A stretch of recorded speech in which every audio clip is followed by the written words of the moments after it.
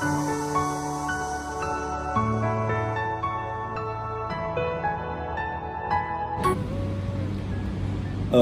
بالله من الشيطان الرجيم. بسم الله الرحمن الرحيم. اقرأ باسم ربك الذي خلق الإنسان من علق.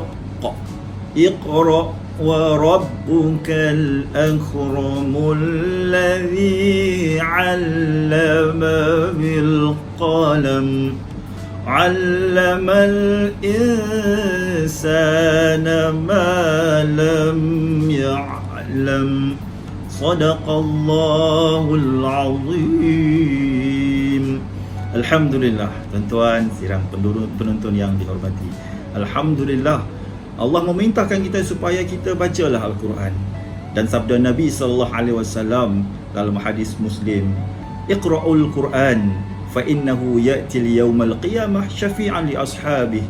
Sadaqa Rasulullah atau kama qala. Yang bermaksud, bacalah kalian Al-Quran, kerana Al-Quran itu datang pada hari kiamat nanti sebagai syafi'an, iaitu pemberi, penolong, pemberi syafaat kepada ashab-ashab dia ataupun sahabat-sahabat dia. Alhamdulillah, Al-Quran, tuan-tuan. Jadi persoalan hari ini, tuan-tuan, saya nak bawakan kepada sidang penonton, dalam bacaan kita, khususnya bacaan surah Al-Fatihah, yang mana menjadi kewajipan kita untuk membacanya dalam setiap kali waktu, paling kurang 17 kali surah Al-Fatihah. Tuan-tuan, persoalannya hari ini kita nak lebih fokuskan tentang bacaan pada ayat yang ke-7 yang berbunyi, saya bacakan. أعوذ بالله من الشيطان الرجيم. صراط الذين أنعمت عليهم. Satu.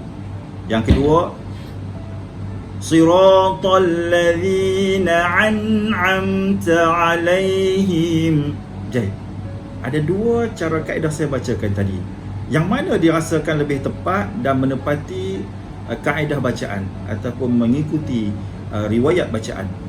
Pertama tadi, saya ulang balik. Siratal ladzina an'amta 'alaihim.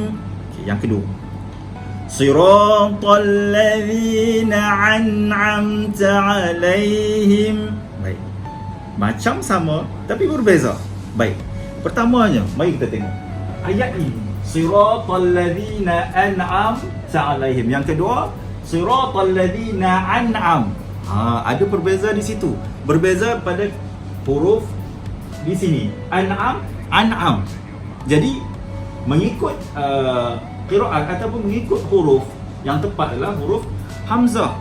Tetapi ramai di antara kita yang mungkin tak perasan, ataupun mungkin terlepas pandang. Bacaannya berbunyi kadang-kadang lebih kurang sama. Jadi tuan-tuan, ini adalah satu kesilapan yang besar. Kesilapan itu disebut kesilapan lahan jalli. Kesilapan yang besar yang boleh merosakkan makna itu sendiri. Baik, kita fokus kepada kalimah an'am. Makhraj di sini adalah makhraj hamzah.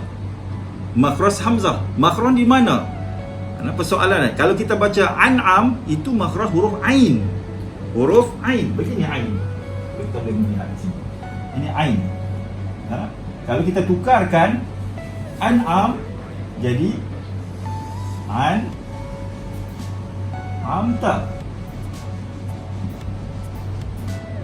An'amta. Melihat perbezaan pada ain dan hamzah. Jadi kesilapan tadi adalah kita menggunakan huruf ain yang pastinya akan merosakkan makna dan juga kaedah bacaan qiraat. Jadi bagaimana kita nak pastikan bacaan kita ni menepati huruf yang telah ditetapkan? Huruf hamzah kita kena belajarlah tentang makhraj. Makhraj ni apa maksud? Tempat keluar suara. Yang mana kita kena boleh bezakan di antara hamzah dengan ain. Hamzah dan ain ni kedudukannya adalah hamzah berada di bawah halqum. Ini adalah makhraj ain dan hamzah ini adalah makhraj halqum. Halqum di mana ni? Ada di sini. Daripada ini nama dia hujung kerengkung, tengah kerengkung, pangkal kerengkung. Jadi hamzah ini berada di pangkal. Manakala ain berada di tengah kerengkung. Jadi kalau kita tertukar sikit pun, dia akan mengubahkan tempat permulaan tadi ataupun makhraj tadi.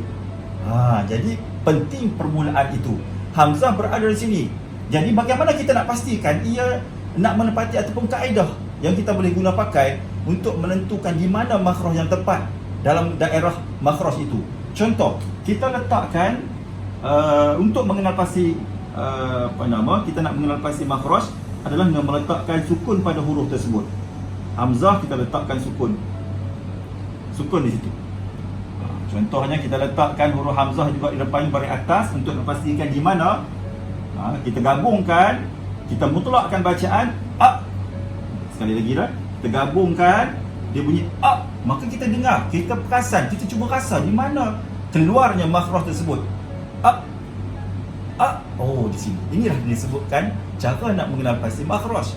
Kalau ain, kita letakkan ain berbaris atas tambah dengan ain berbaris sukun.